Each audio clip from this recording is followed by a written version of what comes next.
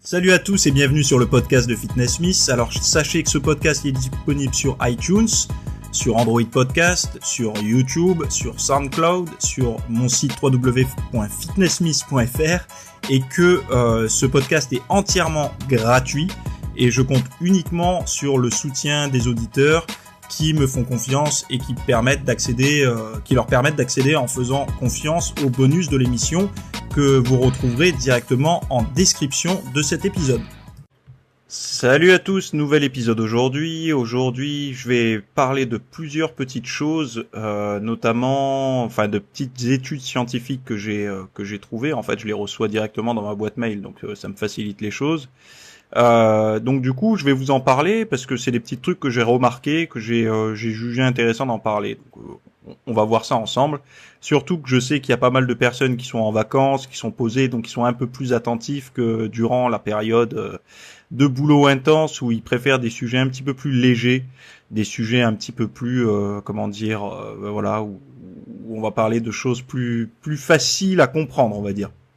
Avant de commencer, je voulais remercier alors les nouvelles personnes qui me soutiennent, donc qui ont franchi le cap et qui soutiennent les podcasts et qui sont abonnés du coup à l'espace VIP, qui ont accès à tous les bonus, toutes les vidéos, etc. Donc là, je remercie Jay75, Matt Staps, Jeff52 et Yanis. Voilà, donc merci à vous de me faire confiance. Ça me fait super plaisir et puis je pense que de toute façon c'est sûr vous allez trouver pas mal de choses pour progresser maintenant que vous êtes VIP et ça me fait plaisir de vous apporter tout ça. Allez, on démarre. Alors je reprends ma petite fiche, ma petite note que j'avais mis de côté justement à chaque fois que je trouve, je mets de côté pour le podcast de la semaine. Et là, si je dis pas de bêtises, c'est juste à côté. Donc ça se trouve on entend la souris, c'est pas terrible.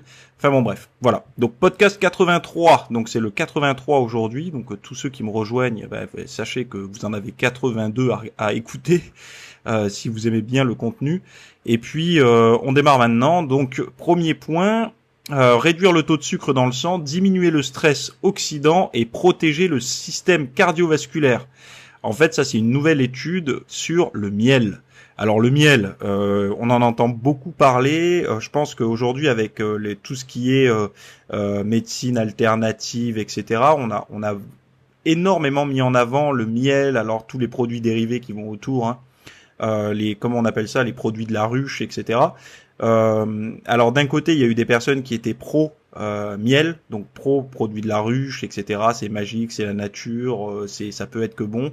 Et d'un autre côté, on a les personnes qui disent oh non mais faut arrêter d'halluciner, ça reste du miel, il y a les médocs, ça marche mieux, etc. Mais je pense qu'en fait, ce débat, il a pas raison d'être parce que, le soigner avec des médocs, il y a des moments où c'est un peu obligatoire. Soigner avec du miel, bon, il y a peut-être des trucs, on peut aider certaines choses, certainement, peut-être, j'en sais rien. Mais en tout cas, ça sert à rien d'être pro médecine naturelle ou pro médecine, on va dire occidentale classique, donc médecine allopathique, on va dire. Je pense que, c'est si on fusionne les deux que ça peut devenir intéressant. Notamment, alors là, je dérive d'entrée de jeu. Hein. T'as vu, le podcast, il démarre, je pars direct, l'étude, on n'en parle même plus, je dérive. Bref, en fait, moi, ce que je me rends compte, c'est que la médecine classique, celle qu'on retrouve en France, dans tous les pays développés, très développés, pays occidentaux surtout, c'est que qui sont pas les seuls à être très développés, il faut pas dire n'importe quoi. On remarque que on traite plutôt bien, il faut dire ce qui est les maladies. Donc il y a pas mal de maladies qui sont quand même bien traitées. Il faut savoir que si on n'avait pas les traitements, la technologie, etc., on aurait beaucoup plus de pertes sur des petites maladies, etc. Donc ça, il faut en être conscient. Faut pas, à un moment donné, la théorie du complot, tous ces trucs-là, il faut pas non plus halluciner. La médecine apporte énormément et a certainement sauvé certains de vos proches. Et puis même, des fois, malheureusement, c'est pas le cas. Et autour de moi, j'en ai connu des personnes qui sont parties, bien qu'il y avait cette médecine à côté pour essayer de les aider. Bref, c'est comme ça. Mais en tout cas, là où il y a une faiblesse, c'est sur tout ce qui est style de vie, tout ce qui est psychique, etc. Là, on patauge un peu, par contre, au niveau de la médecine moderne. On a un petit peu du mal avec tout ça, les troubles de l'humeur, la fatigue, tous ces trucs-là, c'est assez mal finalement expliqué. Alors, on essaie, la médecine essaie d'expliquer par des symptômes, bah, c'est telle ou telle chose, etc. Mais il y a quand même pas mal de ratés, et donc beaucoup de personnes trouvent souvent des meilleures réponses dans d'autres pratiques qui peuvent être, je sais pas, le yoga, le sport, la bonne nutrition, la méditation, qui vont un petit peu aider ça. Mais ça veut pas dire que du coup ils vont mettre toute leur énergie là-dedans. C'est juste que ça leur permet d'avoir des outils supplémentaires face à la santé. Et je pense que c'est en respectant en fait tous les corps de médecine alternative, naturelle, tout ce qu'on veut, moderne, etc. En fait, on a le maximum d'outils. Et là, je pense qu'il faut avoir une certaine dose d'intelligence, entre guillemets, pour réussir à prendre un petit peu de recul, pour voir là où on essaye de nous enfourrer quelque chose, et là où c'est quand même bénéfique et c'est indispensable. Donc bon, c'est tout ça pour dire que l'étude sur le miel, là, il faut la prendre avec des pincettes. Mais en tout cas, ce qui a été démontré, c'est que le miel pourrait aider à se protéger, voire peut-être à s'armer face aux maladies métaboliques. Donc dans l'étude, ils ont pour les maladies métaboliques, c'est l'obésité, le diabète sucré, la dyslipidémie, donc c'est concentration de lipides anormales, et l'hypertension. Donc ils ont vu qu'il y avait des bénéfices. C'est-à-dire qu'il y avait des bénéfices aussi au niveau de la résistance à l'insuline, il y avait des bénéfices au niveau du taux de glucides, de glucose dans le sang, il y avait des bénéfices au niveau de l'action anti-inflammatoire et également antioxydante face au stress oxydatif. Voilà. Après, qu'est-ce qu'on peut dire par rapport à ça? C'est que le miel, bon, c'est un produit naturel, d'accord, mais quelqu'un qui entendrait ce podcast et qui se dirait le miel c'est magique, il a dit que c'était super pour tous ces trucs-là, il faut pas oublier quand même que c'est quelque chose qui reste calorique, qui reste sucré. Il faut rester dans une dose, à mon avis, cohérente, c'est-à-dire que ça sert à rien de se gaver de miel. Ce qui peut être intéressant, c'est peut-être de quelqu'un qui est habitué à prendre du sucre, de peut-être le remplacer tout doucement par du miel. Enfin, tout doucement ou rapidement, comme il veut, mais je veux dire, ça peut être intéressant, mais de rester dans la cohérence. Voilà, c'est ça. De rester dans une forme de cohérence et de voir ça comme un petit détail de la vie quotidienne. Par exemple, quelqu'un qui, tous les jours, prendrait du sucre dans son thé ou sa tisane, s'il se met à mettre un petit peu de miel, la petite dose comme ça peut être bénéfique. Après, il faut pas oublier que un excès de sucre, alors de fructose en particulier, c'est pas top pour le foie. Si vous avez regardé un petit peu tout ce qui s'est fait comme travaux, comme études sur les effets du fructose et de la surconsommation de fructose sur l'organisme, c'est pas top. Donc, il faut pas voir quelque chose comme magique, ça va tout soigner. Par contre, l'étude a démontré qu'il y avait quand même des avantages par rapport à tout ça. Donc voilà, il faut toujours avoir une vision avec du recul et ne pas, quand quelqu'un vous dit moi j'ai soigné je sais pas telle ou telle chose avec du miel, par exemple j'avais mal à la gorge, je me suis soigné un peu avec du miel. Si quelqu'un vous dit ça, faut pas dire oui c'est magique ou mais c'est des conneries, c'est dans la tête. En fait, il faut juste prendre la chose en compte et se dire ok, il y a peut-être des petits avantages, pourquoi pas. Et on essaie. Et en fait, on le garde dans un coin de la tête.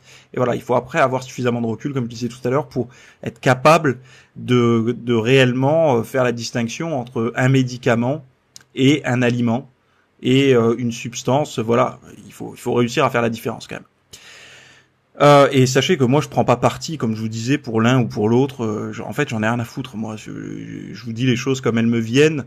Ce que je vois surtout, c'est que ce sont des outils. Voyez ça comme des outils. Deuxième chose, alors surpoids, santé et sport. Pour améliorer sa santé lors d'un surpoids ou d'une obésité, il ne faut pas simplement faire du sport, mais perdre aussi du poids, même de façon modeste. En fait, ils ont fait une étude et ils ont comparé des personnes, alors c'est des personnes en surpoids ou obèses, donc c'est pas des individus, des sportifs, des personnes lambda, etc. Enfin, pas lambda, parce que les obèses sont des personnes lambda aussi, mais je veux dire, quand je dis lambda, c'est des personnes, on va dire, avec un IMC qui rentre dans les clous pour la médecine, etc. Là, c'était des personnes qui, pour l'étude, c'était voilà, un IMC au-dessus, parce qu'il faut pas oublier que c'est encore le repère aujourd'hui, l'IMC, même si j'ai fait un sujet sur ça, et j'étais pas forcément d'accord pour le sportif. Donc voilà, des personnes en surpoids ou obèses, et ils se sont rendus compte que sport plus perte de poids, donc perte de poids induit par certainement une alimentation légèrement en dessous de leurs besoins, ou alors plus de sport que ce qu'ils consommaient, ça avait des répercussions positives sur l'organisme qu'on ne retrouve pas si la personne fait du sport mais ne perd pas de poids. Donc en fait, c'est une synergie entre l'activité physique et la perte de poids qui améliore les facteurs de santé chez la personne en surpoids. C'est pas simplement le fait de faire du sport. Certes, il doit y avoir des mécanismes, des avantages, mais pour la santé, les marqueurs de bonne santé, c'est amélioré avec la perte de poids, même si elle est modeste. Donc, en fait, pourquoi elle m'a intéressé cette étude? Parce que, alors, c'est encore une fois, c'est une étude, voilà. Il y en a qui vont me dire, oui, mais c'est une étude parmi machin. Alors, moi, je regarde pas une étude pour vous prouver un truc. Je m'en fous. Je regarde une étude pour donner en fait du contenu à ma réflexion personnelle, pour ensuite vous apporter à vous une réflexion un petit peu plus globale qui pourront juste vous amener sur des pistes et des pistes à vos propres réflexions à vous, parce que moi je détiens pas la vérité et tout ce que je dis me concerne personnellement, mais en aucun cas voilà, je suis pas la télé, hein, je vous donne pas la vérité moi. Voilà. Donc je pense que vous aurez compris, pas besoin d'en dire plus. Donc ce qu'il faut voir, moi en fait ce que je remarquais en salle de sport, c'est que je voyais souvent des personnes qui faisaient énormément de cardio, mais qui restaient en surpoids. Et je me dis, ces personnes-là, elles accordent peut-être 1 heure ou 2 heures, peut-être, parce que souvent les personnes qui font du cardio s'entraînent très longuement. Elles vont prendre beaucoup de temps pour s'entraîner, mais en fait, elles perdent pas de poids. Donc il y a une problématique dans leur rapport énergétique, apport-dépense. Et je trouve ça dommage, parce qu'on sait aujourd'hui que le surpoids, quand on a un énorme bide comme ça, que c'est pas bon hein, pour la santé. Il y a pas besoin de se cacher, on s'assume pas. Non, mais quand on est vraiment en surpoids, il y a des effets négatifs sur la santé. Ça, c'est avéré. Donc, c'est pas une question d'accepter son physique ou pas l'accepter. Après, on peut accepter d'être en mauvaise santé, ça c'est un choix. Mais je veux dire, on peut pas remettre en question le fait d'être en fort surpoids et en mauvaise santé. C'est quelque chose qui a été démontré. Après un surpoids ça veut rien dire hein. Une personne va être très lourde face à une autre personne qui va être très légère, et c'est la très légère qui va être en surpoids, parce que c'est par rapport à sa morphologie, à sa taille, à plein de choses. Donc voilà, il faut toujours prendre, en fait c'est toujours individuel en fonction de chacun. Et donc cette personne-là que je voyais, enfin c'est plusieurs personnes que je voyais tout le temps en surpoids, qui ne changeaient pas, qui ne perdaient pas de poids mais qui faisaient beaucoup de sport. Pour moi, c'est pas que c'est une perte de temps, parce que c'est toujours bien de se bouger. Mais je me dis, c'est dommage, parce qu'en perdant du poids, les efforts seraient, en fait, elle exploite pas tout le potentiel du temps qu'elle accorde à s'entraîner. Voilà. Donc ça, c'est ma réflexion personnelle par rapport à cette étude. Donc c'est quand même intéressant de savoir que simplement faire du sport quand on souhaite perdre du poids, ça, c'est pas ce qui améliore le mieux la santé. Voilà. Troisième truc que j'ai remarqué, enfin que j'ai reçu, problématique de perte de poids chez les personnes âgées et obèses, c'est la perte de muscle due au régime. Donc en fait, oui, chez les personnes âgées, alors c'est peut-être pas beaucoup de personnes âgées qui écoutent des podcasts. Hein. Quand on voit déjà le nombre de personnes âgées sur Instagram, on se demande combien on écoute en podcast. Mais bon, s'il y a des personnes qui sont d'un âge, alors dans l'étude c'était à partir de 65 ans. Donc s'il y a des auditeurs ou auditrices de 65 ans ou plus, ça va peut-être vous intéresser. Et puis s'il y a des personnes qui ont envie de prendre soin de leurs anciens, de leurs aînés, ça va aussi les intéresser. Ce qui se passe en fait pour se mettre en bonne santé, les personnes qui ont du poids à perdre et qui ont un âge avancé, donc nos aînés, ces personnes-là, il y a une problématique. C'est que si elles se mettent au régime, donc elles vont réduire un petit peu leurs dépenses, elles vont réduire leur apport énergétique par l'alimentation. Ce qui se passe, c'est qu'il va y avoir un deuxième effet négatif. C'est qu'elles vont perdre du gras, mais elles vont aussi perdre du muscle. Et on sait que pour la longévité, etc., il faut quand même avoir une certaine résistance musculaire. Faut avoir quand même une certaine masse musculaire entre guillemets. Quand je dis masse musculaire, entendez pas bodybuilder, mais il faut avoir, pour bien vivre, pour être autonome, etc. Faut conserver sa masse musculaire quand on avance dans l'âge. Donc c'est pour ça que la musculation est souvent recommandée pour les personnes qui avancent en âge pour pouvoir rester autonome le plus longtemps possible. Également, la masse musculaire a plein d'autres effets positifs sur la santé, mais notamment celui-là. Et en fait, il y avait une problématique, c'est que les personnes en surpoids âgées, quand on les mettait au régime, elles perdaient aussi du muscle. Donc du coup, les bénéfices et risques de cette méthode-là, on savait pas trop. Est-ce que c'est mieux de perdre le poids et du coup perdre un peu de muscle, ou est-ce que c'est mieux de rester avec sa masse musculaire mais garder le surpoids. Donc ils étaient un peu embêtés. Et puis parfois, c'est des personnes qui peuvent pas s'entraîner pour des raisons X ou Y. C'est des personnes qui ne peuvent pas faire de la musculation. Donc ils ont fait un test. Ils ont testé en fait un gilet lesté. Alors tu sais, les gilets comme tu mets quand tu fais tes tractions, que tu veux rajouter 10 kilos de poids en plus, tu fous un gilet lesté là avec du plomb, et puis tu tapes tes tractions comme ça, tu au lieu de peser 70 kilos, t'en pèses 80, donc c'est comme si tu faisais les tractions en pesant 80 kilos. Et ben là c'est la même chose. Ils ont fait faire un régime à des personnes en surpoids, des personnes âgées, et ils les ont fait durant la journée, ils les ont mis avec un gilet lesté. Et il s'est passé que il y avait moins de pertes musculaires, donc du coup les effets étaient plus positifs. Donc ça, c'est devenu quelque chose de. Je trouve que c'est intéressant parce que en fait, c'est une forme de musculation, c'est une forme de résistance. C'est-à-dire que tu vas faire des efforts avec une résistance. Sauf que là, c'est beaucoup plus doux. Et je trouvais l'idée intéressante dans le sens où le matin, en fait, t'enfiles ta chemise, t'enfiles ton gilet pare-balles là, lesté, parce que ça ressemble à ça. Et puis tu passes ta journée avec ton truc, quoi. Et je trouve ça intéressant. Alors bon, bien sûr, là, s'il y a des kinés et tout qui m'écoutent, ils vont se dire non mais attends, c'est pas super intéressant de rajouter du poids, machin, pour la colonne, le truc.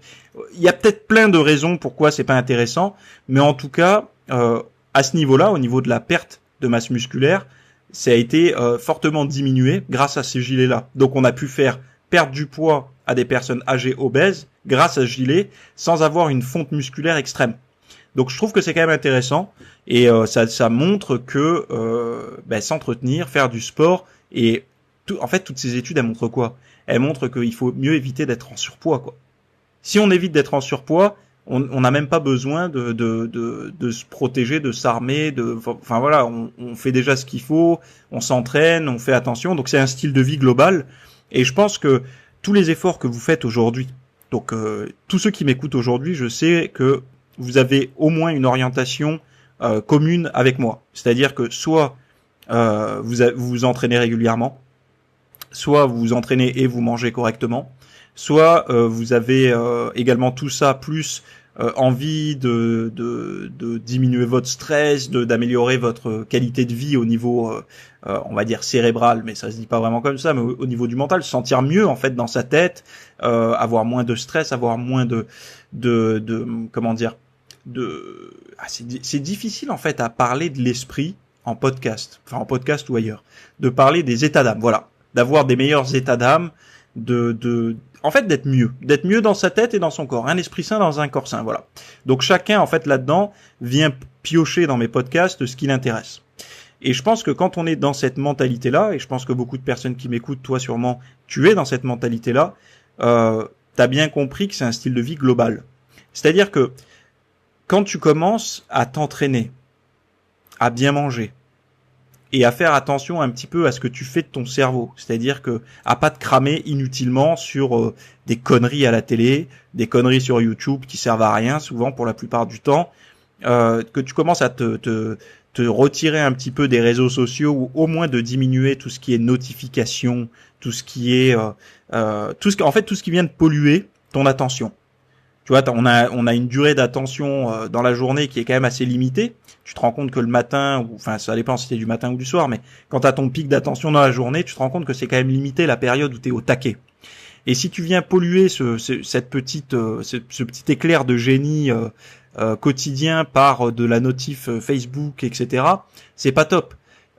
Et donc toutes ces choses-là, tu te rends bien compte que c'est un style de vie global, parce que si tu as plus d'attention, tu pourras travailler peut-être sur ton programme d'entraînement, ou tu auras plus d'énergie pour faire des choses importantes à ton boulot ou quoi, donc du coup tu vas être plus efficace, en moins de temps tu vas réussir à faire plus de boulot, à battre plus de choses, et tu te rends compte aussi que quand tu vas t'entraîner, si t'es cramé au niveau cérébral parce que t'as été distrait par un milliard de choses dans la journée, que ça soit des vidéos, des notifs et tout, tu te rends compte qu'à la salle, t'arrives, mais limite, c'est pas assez stimulant. Et je vois, il y a des personnes qui sont tellement accros à cette stimulation permanente. Alors on se demande, des fois, je me demande, quand les personnes sont accros à ce genre de choses, qu'est-ce qu'elles essayent de cacher? Enfin, qu'est-ce qu'elles essayent de pas voir en étant tout le temps là-dessus? C'est-à-dire que si elles arrêtent de faire ça, la réalité est tellement zen et tellement calme que ça doit les perturber, en fait. Et donc, je les vois à la salle d'entraînement, la tronche, dans Facebook, Instagram et tout ça. Alors je dis pas la petite photo devant le miroir, on le fait tous, y a pas de enfin moi j'ai rien contre ça, le mec il est bien, il est en forme, ou la nana elle est contente, elle a fait une bonne séance, elle va envoyer une onde de motivation à ses followers ou même pas à ses potes ou quoi, elle prend une photo, elle est contente même pour elle, la personne est contente, y a pas de souci, ça je suis enfin bon. Mais après d'être là venir sur un banc de muscu pour regarder son Instagram, bah en fait t'emmerdes du monde déjà parce que tes temps de repos tu t'en rends pas compte mais ils sont multipliés par je sais pas combien, et puis en plus de ça enfin toi tu vois tu te respectes pas, tu vois t'es là ça te fait pas du bien. Pourquoi je dis tu te respectes pas? Parce que au fond de toi, quand tu regardes les gens hardcore sur Instagram et que toi t'es en train de les regarder, bah tu te sens pas hardcore quoi. Et je pense qu'à un moment donné, faut un petit peu se la jouer à la Rocky, enfin pas la Rocky parce que c'est un film, mais le jouer un peu le guerrier solitaire, tu vois, tu tires les rideaux, tu montres à personne ce que tu fais, mais tu le fais pour toi. Et ça, c'est une conversation que j'ai eue avec un ami. Je l'ai eu hier avec un ami. Hier, il m'a invité. Alors là, je vais te raconter un peu ma vie. Ce podcast, il va durer longtemps. Je suis content là parce que j'aime bien terminer sur des notes un peu comme ça, personnelles. J'étais chez un ami hier et en fait il m'envoie un message dans la matinée, il me dit ça te dit une après-midi piscine? Oui, parce que je précise, je ne vis pas dans une super villa avec piscine, etc. Donc il m'invite chez lui avec sa piscine. Du coup je dis oui. D'habitude je dis souvent non parce que j'ai toujours des trucs à faire en fait. Moi je suis toujours pris par un truc. Je lis un bouquin. En fait moi ça tourne très vite quoi. Mes journées, je suis toujours pris. Et donc là, il me dit ça et je dis cool, il y a rien, tu vois, pas de repas de famille, rien de prévu, non, ok. Je lui dis ok, j'y vais. Et puis j'arrive, donc voilà, je prends ma serviette, je m'enduis d'indice 30, je prends ma serviette, ma casquette, mes lunettes de soleil et tout, je me en bon en bon stressé du soleil, tu sais, le gars qui veut pas prendre de coups de soleil, etc. Donc j'y vais avec mon petit thermos d'ailleurs d'eau fraîche. J'arrive là-bas, on se prend un petit café chez lui d'abord et puis on descend à la piscine. Et puis arrivé à la piscine, il me dit oh putain, faut vraiment que je prenne des vacances parce que j'arrête pas de faire des conneries au boulot en ce moment, c'est un truc de fou. Mes patrons, ils arrêtent pas de me dire faut vraiment que tu prennes des vacances parce que là t'arrêtes pas de faire des conneries, t'oublies tout. Et puis tu sais, il reconnaissait, il dit des fois je cherche un truc, je dis putain c'est où ce truc là, et puis je le trouve pas et mes patrons ils me disent bah il est là sous tes yeux, et ça l'énerve, tu vois, il a des pertes de mémoire comme ça. Et en même temps, il me dit mais je le sais, je déconne, je sors trop, je fais trop la fête. Alors c'est un gars qui, au fond, il a quand même envie d'être en forme. Hein. Il a envie de se mettre bien, tu vois, d'être athlétique, de manger sainement, c'est quelqu'un, il est proche de sa santé quand même. Il est plutôt hypocondriaque un peu, donc il a envie d'être en forme. Mais bon, tu vois, il est célibataire, il a envie de sortir, il a envie de rencontrer une nana, il a envie je le comprends, il sort quoi, tu vois. Et Et du coup, je lui dis pourquoi tu t'accorderais pas. Il me dit mais j'attends mes vacances, ça va tout solutionner, je vais pouvoir dormir, etc. Je lui dis mais avant d'avoir tes vacances, parce que là elles arrivent pas tout de suite, elles arrivent dans quelques temps, pourquoi tu t'accordes pas une semaine, même si tu bosses une semaine à toi? Il me dit comment ça? Je lui dis parce que tous les soirs tu traînes sur les réseaux, les machins, les trucs de rencontres, les bidules, tu vois du monde, tu fais un apéro en pleine semaine, enfin voilà, et t'arrêtes pas de bouger, comme si en fait si tu bougeais pas, si t'arrêtais pas de faire des choses, les gens allaient t'oublier ou j'en sais rien, ou en fait t'as l'impression de rater des opportunités. Mais là ça te met pas dans un bon état émotionnel, mais au boulot ça se passe mal, le sport t'y a pas été depuis quelque temps parce que t'es éclaté, en plus il fait chaud et tout. Je lui dis pourquoi tu te dis pas cette semaine ma motivation, mon truc, mon énergie, ma distraction, c'est moi. Je vais être égoïste à 300%. Mon centre d'attention et ma plus grosse distraction, ça va être moi-même. Donc je lui dis, déjà, tu te prépares ta bouffe avant. En fait, tu te donnes une semaine pour te remettre en forme sans vacances. Je lui dis, c'est ça ton défi. Lance-toi une semaine. Tu te mets en forme, mais sans les vacances. Pour voir si c'est possible. Donc je lui dis, tu dors plus, déjà, tu te couches plus tôt, quitte à te réveiller plus tôt, si tu y arrives, tant mieux, mais tu te couches plus tôt, tu manges sainement, terminer les apéros, les machins, les trucs, non, tu manges sainement. C'est une semaine, je lui dis, tu vas pas crever, hein. Tu fais ça, déjà tu vas faire des économies, parce que tu vas arrêter d'inviter des gens à tout va, ou d'aller dépenser de la maille au resto et tout, et tu vas retourner au sport. Et tu vas voir que le fait de mieux dormir, d'aller au sport, alors c'est une synergie, je lui dis, hein, parce que aller au sport indirectement, tu vas voir que tu t'auras une claque dans la tronche, tu vas mieux dormir, parce que le problème c'est que j'ai du problème à m'endormir. Mais je lui dis, c'est normal, tu t'endors à 3 heures du matin, mais t'es sur des écrans de 19 heures quand t'as fini le boulot, jusqu'à 3 heures du matin, t'es devant des écrans. Donc ta mélatonine, elle a pas envie de sortir, tu vois, elle a pas envie de sortir, elle est bloquée, quoi. Et donc je lui dis tout ça, tu coupes un peu les écrans, tu vas t'entraîner, ça va t'aider, tu manges sainement et voilà, tu te donnes une semaine. Et ça, c'est vrai que il m'a dit, c'est vrai que je pourrais faire ça. Et en fait, je me dis une chose, c'est que les gens, ils ont tellement dans leur tête ancré que repos égale vacances. Donc en fait, vacances égale repos, donc repos égale vacances. Pour eux, ça marche dans les deux sens. C'est-à-dire que tant qu'il n'y a pas de vacances, il n'y a pas de repos. Les personnes n'arrivent pas à se rendre compte que à l'intérieur de leur propre cycle de vie, c'est-à-dire travail ou vacances, elles peuvent investir dans leur propre récupération. Mais ça, faut être capable d'arrêter de regarder tout le temps à travers un écran ou à travers l'extérieur, de tout le temps être là, à attendre du monde extérieur qui nous apporte un truc pour nous occuper, et basculer le truc et se regarder à l'intérieur. Bon, ok, je suis fatigué, je suis crevé, qu'est-ce que je peux faire? Est-ce que je mange bien? Non. À partir de maintenant, je vais bien manger. Est-ce que je dors suffisamment? Non. Bon, maintenant, je dors mieux. Est-ce que je vais au sport régulièrement? Non. Je vais faire du sport. Et en fait, il faut partir sur une petite durée, petite période, une semaine. Et en faisant ça, la plupart des gens, qu'est-ce qu'ils vont voir? Ils vont voir que ils vont pas se rendre compte qu'ils sont forcément plus en forme, mais dès qu'ils vont ressortir, ils vont se dire, oh putain, je me rappelais plus à quel point j'étais crevé, en fait, quand je sortais tout le temps comme ça.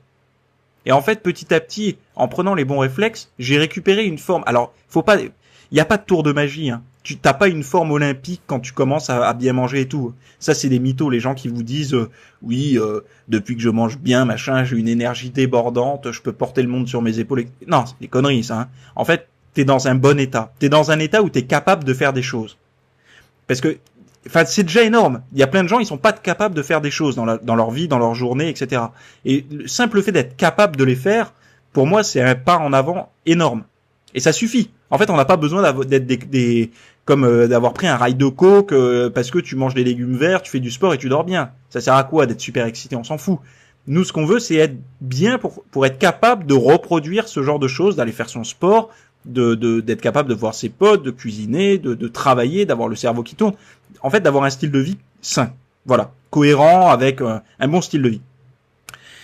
Et donc, je lui dis, voilà, si tu fais ça, tu vas pas te rendre compte forcément que ça va mieux au début, mais c'est quand tu vas recommencer à avoir 2-3 heures de sommeil, parce que c'était le cas des fois pour lui, et là, tu vas t'en rendre compte. Tu vas te dire, putain, en fait, j'étais bien toute la semaine où j'ai fait correctement les choses. Et là, pour en revenir au début du podcast, parce que c'est quand même le but de toute mon histoire, ça te permet, quand tu fais cette expérience-là, d'avoir un outil supplémentaire.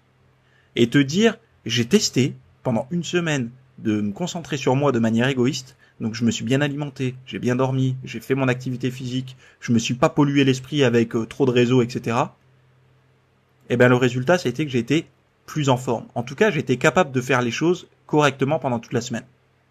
Donc tu te dis, ça, c'est un outil. Encore un outil supplémentaire par rapport à tout ce que je sais pour améliorer ma santé, mon style de vie, etc.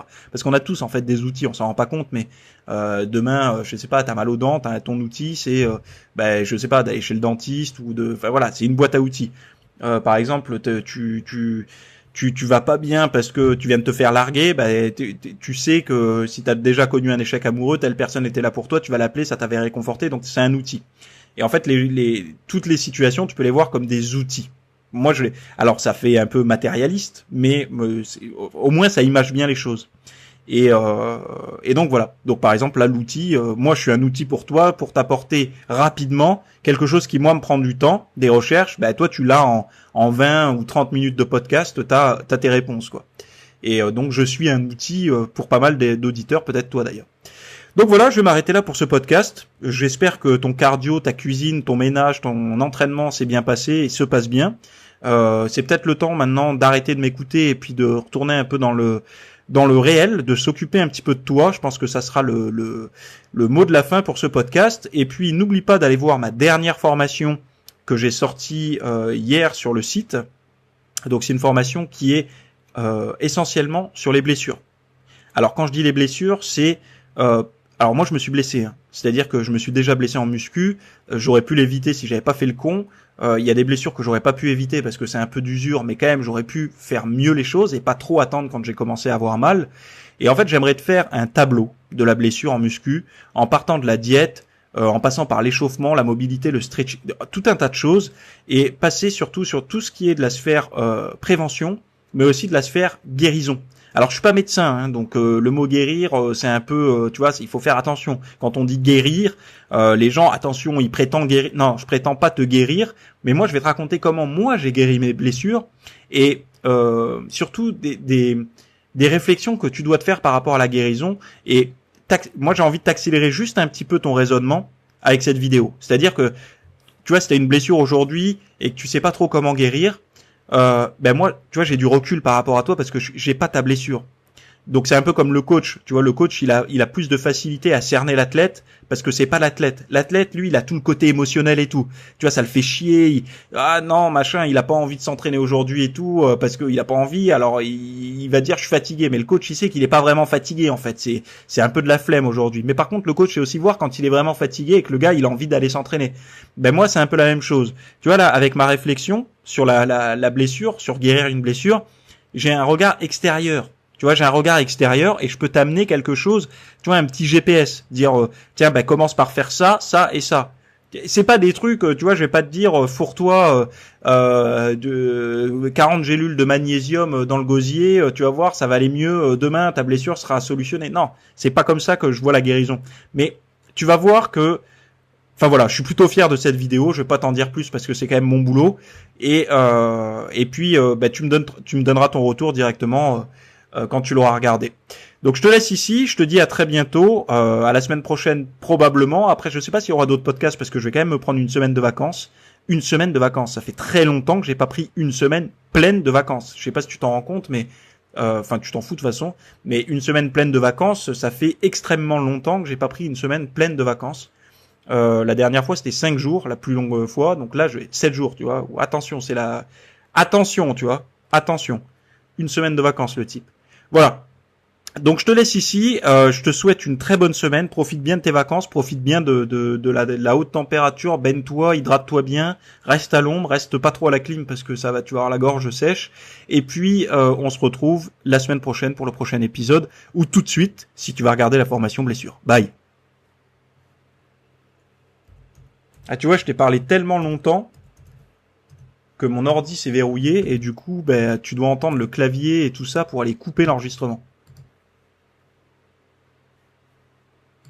Merci d'avoir écouté le podcast jusqu'à la fin. Donc je vous rappelle juste que le podcast Fitness Me c'est 100% gratuit, que vous pouvez le retrouver sur toutes les plateformes d'écoute de podcast, Apple Podcast, iTunes, Android Podcast, SoundCloud, etc., etc., etc. N'hésitez pas à mettre un avis sur la plateforme que vous préférez directement pour m'aider un petit peu à remonter dans les résultats.